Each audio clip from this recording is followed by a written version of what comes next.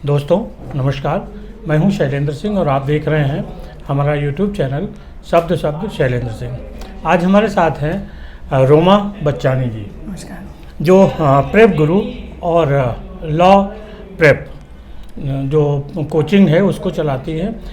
सरकार ने एक नया कॉन्सेप्ट लिया है कि अलग अलग यूनिवर्सिटीज़ जो टेस्ट कराती थी एंट्रेंस टेस्ट, उसकी जगह पे एक कॉमन टेस्ट हो जाए, और उसका जो सिलसिला था वो पिछले साल से शुरू हो चुका है। तो आज हम एक्सक्लूसिव बात करेंगे कि जो कॉमन यूनिवर्सिटी एंट्रेंस टेस्ट है CUET, इस पे साथ ही साथ जो लॉ प्रेप है उसमें कैसे बच्चे आ रहे हैं और किस तरीके से उनको लॉ प्रेप के जरिए मदद मिल रही है। रोमा जी, बहुत बहुत आपका स्वागत है। धन्यवाद शैलेंद्र जी, बताएं। सबसे पहले तो जो सरकार का नया कॉन्सेप्ट है CUET का, वो क्या है थोड़ा, क्योंकि वो बड़ा कॉम्प्लिकेशन लोगों को लगता है, थोड़ा आप समझाइए। शैलेंद्र जी ने बहुत अच्छा इंट्रोडक्शन दिया, थोड़ा सा मैं ब्रीफ करना चाहूँगी। मैं रोमा बच्चानी गुप्ता हूँ, डायरेक्टर प्रेप गुरु और लॉ प्रेप ट्यूटोरियल की। प्रेप गुरु एक एक्सक्लूसिव इंस्टीट्यूट है CUET की तैयारी का। अब CUET क्या है, इस बारे में बात करते हैं। CUET है common universities entrance test. 44 central universities हैं इंडिया में, और उनमें कई सारे कोर्सेज हैं, BK, BCom, BSc, BA, LLB और भी तमाम तरह के कोर्सेज। पिछले साल यानी 2021 तक ये हो रहा था कि ये सारे कोर्सेज के लिए या तो आपको मेरिट कट ऑफ चाहिए था या आपको इन यूनिवर्सिटीज़ के अलग अलग एंट्रेंस एग्ज़ाम्स लिखने थे। इस सारे कॉम्प्लिकेशंस को दूर करके सेंट्रल गवर्नमेंट ने एक सिंगल एग्ज़ाम स्टार्ट किया CUET के नाम से, और ये एग्ज़ाम पहले चरण में 2022 में हुआ था, जून से जुलाई के बीच में। और मज़े की बात यह है कि पहले ही इसके चरण में 14,90,000 करीब बच्चों ने इसे फॉर्म भरा था। क्योंकि 12th के बाद अगर आप IIT की तैयारी नहीं कर रहे हैं, या आप डॉक्टर के लिए नीट की नहीं कर रहे हैं, या क्लैट के लिए NLU नहीं जा रहे हैं, तो बाकी के जितने भी एक्स्ट्रा अलग कोर्सेज हैं उसमें maximum courses in central universities के थ्रू आपको CUET भरना ही पड़ेगा। तो इसीलिए भी काइंड ऑफ एक कंपलसरी एग्ज़ाम मान के चलिए, जो 12th के बाद अधिकतर बच्चे इसको देंगे ही देंगे। यदि नहीं देते हैं तो उनको इन यूनिवर्सिटीज़ में एडमिशन नहीं मिल पाएगा, जिसमें सबसे पॉपुलर यूनिवर्सिटीज़ अगर नॉर्थ की मैं बात करूं तो दिल्ली यूनिवर्सिटी है, जो काफ़ी पॉपुलर रहती हैं स्टूडेंट्स में। दूसरा हुआ बनारस हिंदू यूनिवर्सिटी, जामिया मिलिया इस्लामिया, JNU हुआ, और इलाहाबाद यूनिवर्सिटीज़ हुई। तो ये सारी ही प्रोमिनेंट यूनिवर्सिटी हैं। अगर आप देखें तो इनके एंट्रेंस एग्ज़ाम के लिए आपके बच्चे को CUET लिखना अब अनिवार्य है। कितनी यूनिवर्सिटीज इसमें आ रही हैं? पिछले साल तक इसमें 44 सेंट्रल यूनिवर्सिटीज़ जो कि जिनके लिए मेन ये एग्ज़ाम शुरू हुआ था, ये तो कंपलसरी हैं। बस इस साल से करीब 16 स्टेट यूनिवर्सिटीज़ और तमाम प्राइवेट और डीम्ड यूनिवर्सिटीज़ भी इसके स्कोर से ही एडमिशन लेंगी। तो मिला जुला के अगर कहें तो करीब 65 यूनिवर्सिटीज़ हैं जो CUET के स्कोर से ही इस साल से एडमिशन लेंगी। इसका फ़ायदा स्टूडेंट्स को क्या होगा? देखिए, अगर एक ब्रॉड तरीके से देखें तो ये पॉलिसी सरकार न्यू एजुकेशन पॉलिसी के तहत लाई है। सबसे इंटरेस्टिंग बात ये है, या सबसे बड़ा बेनिफिट मैं ये कहूँ कि अब बच्चे को अलग अलग कॉलेज, अलग अलग यूनिवर्सिटीज़, अलग अलग कोर्सेज के लिए भागा दौड़ी नहीं करनी है क्लास 12 के बाद। और ये कन्फ्यूजन मिट गया है कि किसके लिए एंट्रेंस एग्ज़ाम लिखना है या कौन सा मेरिट बेस्ड है। तो एक ये सबसे बड़ा फ़ायदा है कि एक सिंगल फॉर्म और एक सिंगल फीस पे ये सारी इंडिया की अच्छी यूनिवर्सिटीज़ को अप्लाई कर सकते हैं। दूसरा बड़ा बेनिफिट ये है कि बच्चे का जो भी क्लास 12th में स्कोर रहा हो, उससे इस बात पे फ़र्क नहीं पड़ेगा कि वो आगे कौन से कोर्सेज़ के लिए अप्लाई कर सकता है। अगर मैं एग्जाम्पल लूँ तो 2021 तक के SRCC, LSR या जो भी अच्छे कॉलेजेस रहे हैं दिल्ली यूनिवर्सिटी का, उनका कट ऑफ 98% 99% बोर्ड का जा रहा था। That means that was limiting children in a very close circle.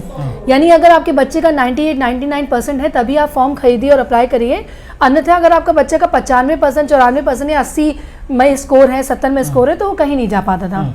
तो ये एक चीज़ मिट गई है। अब अगर यदि आपका बच्चा मीडियोकर है या उसके 70% भी आए हैं, 60% भी आए हैं, तो उसके पास एक फेयर चांस है इस एंट्रेंस एग्ज़ाम को लिखकर अच्छे कॉलेजेस और यूनिवर्सिटीज़ में अप्लाई करने के लिए। और तीसरा जो कि बहुत ही इंटरेस्टिंग बेनिफिट है और शायद अभी हमारे स्टूडेंट्स को इसकी अवेयरनेस नहीं है, तो अब इस साल से ये पिछले साल से ये भी हुआ है कि यदि आप कॉमर्स स्टूडेंट थे मान लीजिए और आप अप्लाई करना चाहते थे बीएससी के लिए, तो आपके पास रिस्ट्रिक्शन थी कि आपके पास पीसीएम पीसीबी नहीं है तो अब आप बीएससी नहीं कर सकते। इस बार इस एग्ज़ाम के आने से ये रिस्ट्रिक्शन हट गई है, तो कई सारे क्रॉस वे में आप अप्लाई कर सकते हैं। सो आप कॉमर्स स्टूडेंट होकर इंजीनियरिंग के लिए लेट्स से अप्लाई कर सकते हैं, अगर आप डीयू के लिए भर रहे हैं तो आप साइंस स्टूडेंट हैं तो कॉमर्स के लिए अप्लाई कर सकते हैं, एंड सो फोर्थ। सो बहुत सारे विकल्प अब बच्चों के पास आ गए हैं आगे के करियर ऑप्शंस को लेकर। अच्छा। तो अब उनका दायरा बहुत बढ़ गया है CUET के आने की वजह से। आप इसमें कैसे बच्चों की मदद करेंगे? सर CUET का जैसा कि आपने शुरुआत में कहा थोड़ा कॉम्प्लिकेटेड फॉर्म है, तो फॉर्म का के बारे में मैं ज़रा बात करूंगी कि पेपर का पैटर्न क्या है और फॉर्म क्या है। तो ये जो एग्ज़ाम है ये 3 सेक्शंस में होता है। सेक्शन 1 जो इसका है वो है भाषा यानी लैंग्वेज का सेक्शन। इसमें इन्होंने 13 भाषाएं लिस्ट की गई हैं, जिसमें हिंदी अंग्रेज़ी के अलावा कुछ रीजनल लैंग्वेजेस भी हैं। सेक्शन 2 है इसमें डोमेन सब्जेक्ट। डोमेन सब्जेक्ट वो होते हैं जो क्लास 11th और 12th में बच्चे पढ़ते हैं। इस तरह के 27 डोमेन सब्जेक्ट इन्होंने लिस्ट किए हैं। सेक्शन 3 है इनका जनरल टेस्ट यानी एप्टीट्यूड टेस्ट, जिसका अगर मैं ब्रेकअप दूं तो उसमें जीके आएगी, लॉजिकल रीजनिंग आएगी और मेंटल एबिलिटी आएगी, मैथमेटिकल एबिलिटी। ये तीनों सेक्शन में कौन सा सेक्शन बच्चे लिखेंगे या कौन सा नहीं लिखेंगे या कौन सा सब्जेक्ट चूज़ करेंगे, ये डिपेंड करता है कि बच्चे किस कोर्स और किस यूनिवर्सिटी के लिए अप्लाई कर रहे हैं। दूसरा आपके प्रश्न का जो मैं जवाब दूं कि हम कैसे मदद करेंगे, तो हम ऐसे मदद करेंगे कि डोमेन तो बच्चा क्लास 12th में पढ़ रहा है और इसके लिए उसको सच बताऊं तो अलग से किसी इंस्टीट्यूट या संस्था या कोचिंग करने की ज़रूरत नहीं है। पर जो पहला सेक्शन है लैंग्वेज का और जो आखिरी सेक्शन है स्पेशली जनरल टेस्ट का, तो अनफॉर्चुनेटली जनरल टेस्ट के जो सब्जेक्ट्स हैं वो कहीं पे भी स्कूल लेवल पे नहीं पढ़ाए जाते हैं। जीके जो कि एक्चुअली आपके सिलेबस का हिस्सा होना चाहिए, पर अनफॉर्चुनेटली अगेन वो स्कूल लेवल पे नहीं पढ़ाया जाता है। मेंटल एबिलिटी नहीं पढ़ाई जाती है कंपटीशन लेवल की, और लॉजिकल रीजनिंग। सो ये तीनों ही सब्जेक्ट स्कूल लेवल पे नहीं पढ़ाए जाते, इसलिए एक स्टूडेंट को इन सब्जेक्ट की तैयारी करने के लिए किसी एक्सटर्नल सोर्स की हेल्प लेनी पड़ेगी। जैसा कि मैंने कहा कि हम एक्सक्लूसिव इंस्टीट्यूट हैं, तो एक्सक्लूसिव होने का मतलब ये है कि जो हमारे पैनल ऑफ एक्सपर्ट्स हैं they are expert in CUET। हालांकि एग्ज़ाम नया है पर हमारी रिसर्च इस पर बहुत समय से चल रही थी, तो जो हमारे टीचर हैं वो एग्जैक्ट पेपर पैटर्न पर एग्जैक्ट तरीके से बच्चे को तैयारी कराएंगे और इस तरह से ये उनके लिए बेनिफिशियल रहेगा। क्योंकि अगर 2022 की ही बात करूं जो कि फर्स्ट ईयर था, तो करीब 8,500 बच्चों के फुल आए थे जनरल टेस्ट में। अच्छा। फुल 100 परसेंटाइल, और करीब 25,000 प्लस बच्चों के फुल 100 परसेंटाइल आए थे डोमेन में, और एक बड़ा नंबर था जिनके फुल परसेंटाइल आए थे आपके लैंग्वेज सेक्शन में। यानी कंपटीशन बहुत अच्छा है, क्योंकि जिस भी एग्ज़ाम में खूब बच्चा बैठता है, भले ही एग्ज़ाम का पैटर्न आसान हो या लेवल ऑफ क्वेश्चंस इतने टफ ना हो, पर कंपटीशन के तहत अगर आप अगेन 95 से 100 परसेंटाइल के बीच में नहीं फॉल करेंगे तो आप अपने अच्छे कॉलेजेस से हाथ धो सकते हैं। अच्छा, किस क्लास से आपके पास बच्चे को आना चाहिए? देखिए CUET की अगर मैं बात करूं तो क्लास 11th या फिर क्लास 12 ये दोनों क्लासेस में ही बच्चे हमें ज्वाइन कर सकते हैं अगर वो ड्रॉप नहीं करना चाहते हैं। अक्सर मैं इम्फोसाइज क्लास 11th पे इसलिए करती हूँ क्योंकि चाहते हुए और ना चाहते हुए भी क्लास 12th में बोर्ड के एग्ज़ाम का प्रेशर रहता है, तो बेहतर है अगर बच्चा तैयारी थोड़ा समय से शुरू करे। अगर वो क्लास 11 से तैयारी शुरू करते हैं तो उनके पास सफिशिएंट समय रहेगा अपने बोर्ड के एग्ज़ाम को 12th में मैनेज करने का और CUET के लिए अच्छी तरीके से परफॉर्म करने का। तो आइडियल तरीके से क्लास 11th बेटर है, पर क्योंकि ये एग्ज़ाम अभी ही शुरू हुआ है और जिन स्टूडेंट ने मिस कर दिया है तो वो क्लास 12th में के साथ साथ भी इसकी तैयारी कर सकते हैं। जी, कितने घंटे तैयारी करनी पड़ती है? कोचिंग में क्या समय रहता है? देखिए 2 तरीके से बच्चे तैयारी कर सकते हैं। अगर उनके लिए बड़ा टफ हो रहा है स्कूल मैनेज करना और साथ में इंस्टीट्यूट आना, तो हम उनको वीकेंड बैच का ऑप्शन देते हैं। वीकेंड बैच में बच्चे सैटरडे को कुछ समय के लिए हमारे पास आते हैं और संडे को 4 घंटे के लिए हमारे पास आते हैं मॉर्निंग में। तो मिला के 6 से 8 घंटे हम वीकेंड पे पढ़ाते हैं। यदि वो मैनेज कर सकते हैं और हमारे पास 5 दिन आ सकते हैं हफ्ते के, तो 2 से 4 घंटा हम 5 डेज़ का भी विकल्प उनको देते हैं।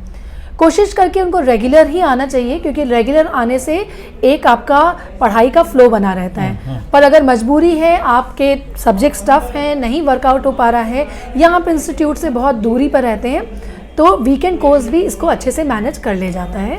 पर बच्चे की consistency is the most important की हियर। तो कंसिस्टेंसी का ध्यान बच्चे ज़रूर रखें, क्योंकि कई बार लगता है कि 4 घंटा पढ़ लिया, उसके बाद 3-4 दिन नहीं पढ़ाई करी। तो यदि वो हमारे पास वीकेंड में आते हैं तो हम उनसे कहते हैं कि हमने उनको एक पूरा ऑनलाइन सिस्टम भी डेवलप करके दिया हुआ है। तो जितने दिन वो हमारे पास नहीं आ रहे हैं या जितनी देर वो हमारे पास नहीं पढ़ रहे हैं, उसमें वो ऑनलाइन की सहायता से घर पे प्रैक्टिस करते रहें। क्योंकि ये चीज़ मैं यहाँ पे आपको बता दूँ, CUET is a CBT, that is computer based test. तो इसकी जो आपको प्रैक्टिस है वो आपको बराबर ऑनलाइन करनी पड़ेगी जी। ये तो इसकी हुई। लॉ प्रेप का क्या स्ट्रक्चर है? Sir, law prep tutorial oldest brand है इंडिया का, और ये हमारा 23वां साल है। लखनऊ और यूपी में बात करूं तो ये हमारा 8वां वर्ष होगा जहां हम बच्चों को तैयारी करा रहे हैं। और मैं ये अपॉर्चुनिटी लूँगी आपको ये बताने के लिए कि ये लगातार 3रा साल है जब हमने लखनऊ का टॉपर दिया है। वाह, बधाई। Thank you so much. तो इस बार हमारे पास लखनऊ के 3 टॉपर थे। 3 कैसे? हमारे पास जनरल कैटेगरी का टॉपर रैंक 59 है, जो कि सेठ MR जयपुरिया का बच्चा है, बंसल कैंपस का। अच्छा। और SC कैटेगरी में हमारे पास रैंक 16 है, again this is the best rank in Lucknow.